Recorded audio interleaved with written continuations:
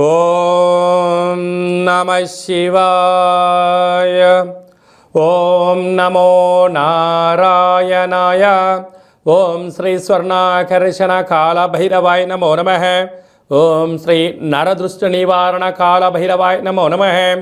ఓం గణానాం త్వా గణపతిం అవామహే కవిం కవేనాపవస్రవస్తవం జ్యేష్ఠరాజం బ్రహ్మణస్వత ఆన శృణ్వన్నోతభిస్సీదసాదనగం శ్రీమహాగణాధిపతయే నమః.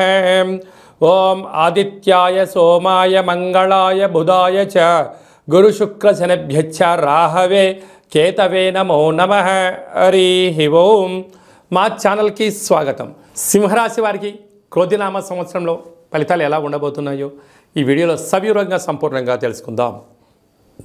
సింహరాశిలో ఏ నక్షత్రాలు వస్తానగా మఖా నక్షత్రంలోని 4 పాదాలు, పుబ్బా నక్షత్రంలోని 4 పాదాలు, ఉత్తరా నక్షత్రంలోని 1 పాదం కలిపితే సింహరాశి.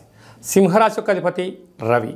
ఈ క్రోధినామ సంవత్సరంలో ఆదాయ వ్యయాలను ఒకసారి పరిశీలించినట్లయితే ఆదాయం 2, వ్యయం 14. చూడండి ఎంత వ్యాసార్థం ఉందో. ఆదాయం ఏమో 2 రూపాయలే, ఖర్చేమో 14 రూపాయలు, అనగా 12 రూపాయలు డెఫిసిట్లో మనం ఉండబోతున్నాం.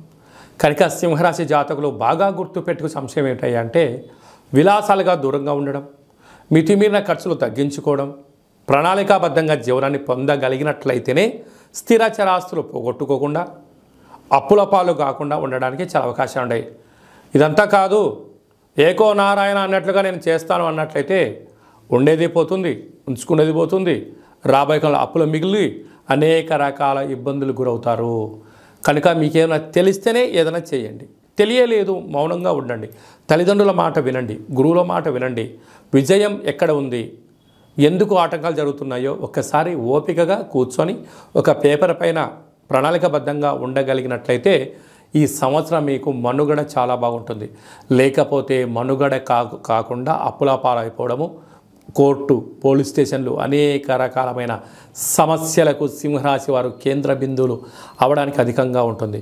కారణం ఏమనగా ఒకవైపున ఈ సంవత్సరము 30 సంవత్సరాల తర్వాత శని భగవానుడు తన సొంత గృహంలో ఉండగా వచ్చినటువంటి క్రోధినామ సంవత్సరము.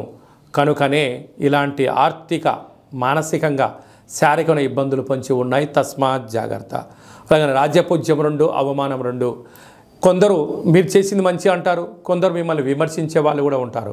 కనుక ఎంతటి పులైనా అడవిలో ఉన్నంత వరకే దాని బలం, ఎంత ముసలైన నీటిలో ఉన్నంత వరకే దాని యొక్క బలం, ఎంతటి ఏనుగైనా గజరాజైనా ఒడ్డు మీద ఉన్నంత వరకు దాని బలం.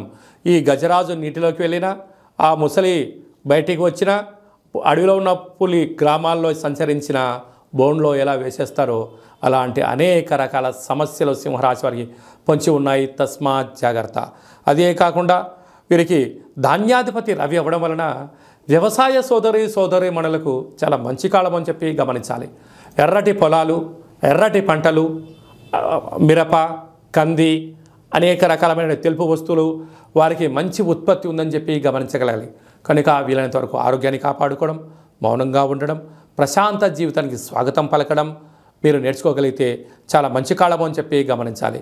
అలాగా పుబ్బా నక్షత్ర జాతకులకు ఈ ఉగాది పండుగ నుండి ఆగస్టు వరకు, డిసెంబర్ నుండి తిరిగి మళ్ళీ ఉగాది వరకు ప్రారంభ 0, చివరి 0 ఉండడం వలన మనోవేదన, వాహన ప్రమాదాలు పొంచి ఉన్నాయి. తస్మాత్ జాగ్రత్త.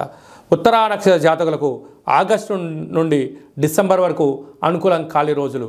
కనుక మీ జన్మ నక్షత్రం రోజున అష్టమి, పూర్ణిమ, అమావాస్య తిథుల యందు ముఖ్యమైన పనులు, సమావేశాలు వాయిదా వేసుకోవడం ఉత్తమోత్తంగా భావించగలగాలి. కనుక మీరు రురుకాళభైరవ స్వామిని స్మరించడం వలన, ధ్యానించడం వలన, రురుకాళభైరవ స్వామి యొక్క కూష్మాండ దీపాన్ని ఇంట్లో పెట్టడం వలన, ఆనంద దీపాన్ని, కాళభైరవ ఆనంద దీపాన్ని పూజామందిరంలో ఉండడం వలన, రురుకాళభైరవ స్వామికి సంబంధించిన ముగ్గురు ఇంటి బయట పెట్టడం వలన రుణరోగం, శత్రువులు బాధ నుంచి మీరు బయటపడి ఐశ్వర్యం, ఆనందం మీ సొంతం అవుతుందని చెప్పి గమనించాలి.